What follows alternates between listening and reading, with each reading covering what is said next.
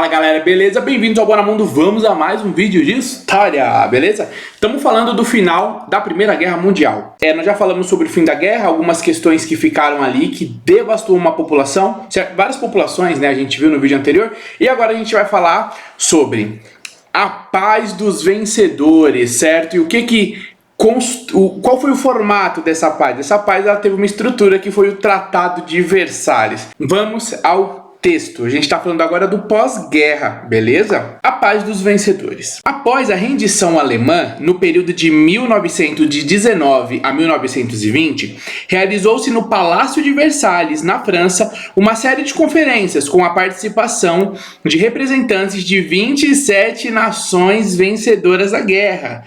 Nessas conferências, sob a liderança dos representantes dos Estados Unidos, da Inglaterra e da França, nasceu o Tratado de Versalhes, que impôs duras condições aos alemães, certo?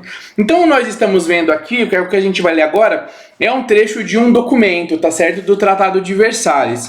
Isso vai começar a vigorar depois de 1920. É o seguinte, vamos lá ao Tratado de Versalhes, alguns pontos importantes. Para vocês saberem o peso, podemos dizer, de uma punição que a Alemanha teria que pagar, certo? Que passar por toda a dinâmica da trágica guerra. Vamos lá. O texto a seguir reproduz trechos do Tratado de Versalhes, assinado em 28 de junho de 1919. Artigo 45. A Alemanha cede à França a propriedade absoluta, com direito total à exploração das minas de carvão situadas, olha só, na bacia do rio Sare. Sare? É isso mesmo, Sare. Deve falar de outra forma porque é em outra língua, mas a gente vai ler assim. Artigo 80. A Alemanha reconhece, olha só, e respeitará estritamente a independência da Áustria. A gente vai lembrar que não só a Alemanha, como tantos outros países, tomaram outros territórios e tomaram posse e poder de outros países também. Artigo 119. A Alemanha renuncia em favor das potências aliadas a todos os direitos sobre as colônias ultramarinas. Artigo 160. O exército alemão não deverá ter mais do que 7 divisões de infantaria e 3 de cavalaria. Lembra que a gente falou sobre que no final da Primeira Guerra nós vamos ter uma série, a gente viu uma série de armas novas, só que ainda tinha, por exemplo, cavalaria. Em nenhum caso a totalidade dos efetivos do exército deverá ultrapassar 100 mil homens.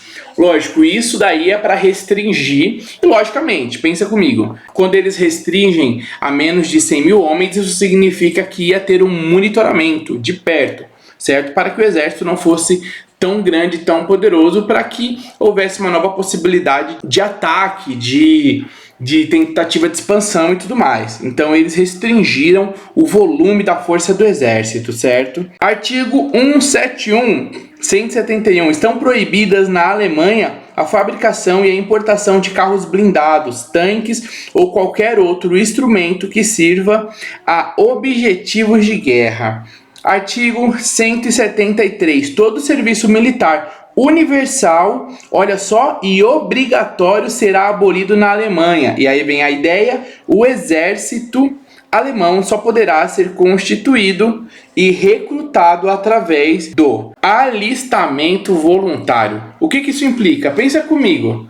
Se você tem uma devastação na guerra, uma destruição na guerra do seu país, e agora você vai ter essa imposição, onde o seu exército vai ser feito de forma voluntária, quase ninguém vai querer participar, vamos pensar assim, né? A não ser que tenha uma forte propaganda para trazer as pessoas para o lado desse exército.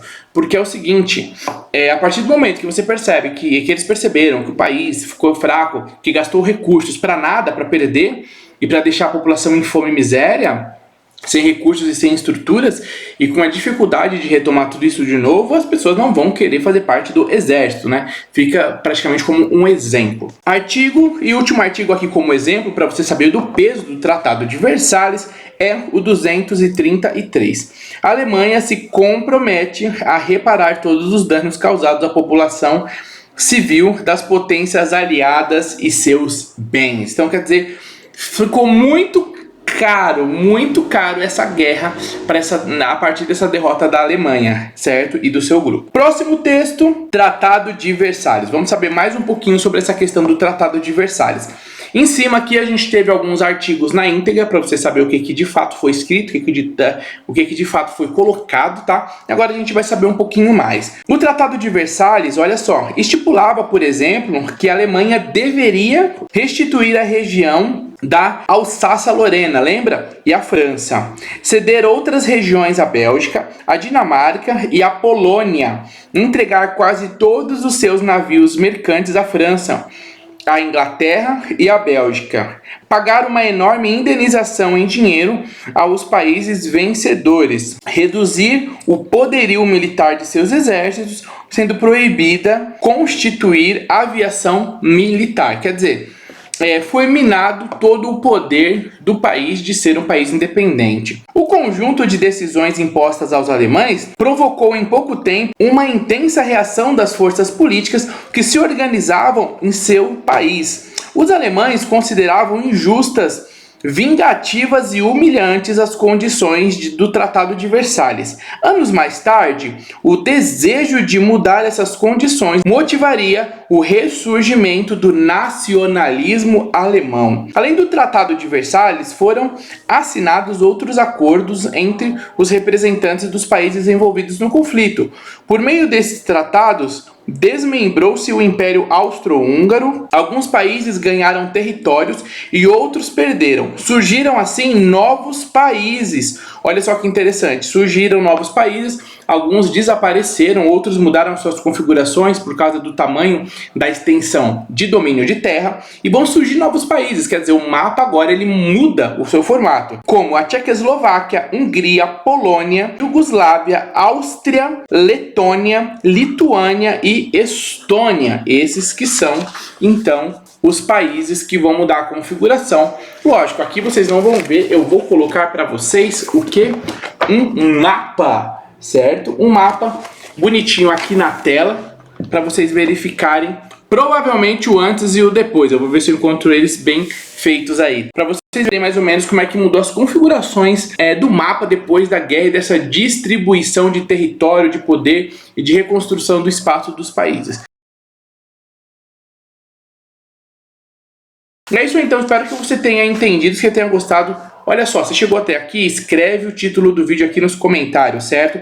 O que a gente acabou de ver? No pós-guerra, o que aconteceu na dinâmica de estabelecer a paz foi o Tratado de Versalhes, certo? Que foi uma imposição aos países que perderam, principalmente a Alemanha, onde ela teve que abrir mão de uma série de questões de poder político, poder social e poder econômico. Isso é muito importante para a gente saber o quanto que, nesse momento, ali no começo de 1914 em diante, o quanto que muitos países agora vão se desequilibrar e se desigualar do poder. Alguns vão ficar com muito mais poder, muito mais território, outros vão ficar com tão pouco e tão menos. É isso aí então, espero que você tenha curtido, faça suas pontuações, vem estudar os próximos vídeos e até o próximo vídeo, beleza? Tamo junto, valeu e até mais!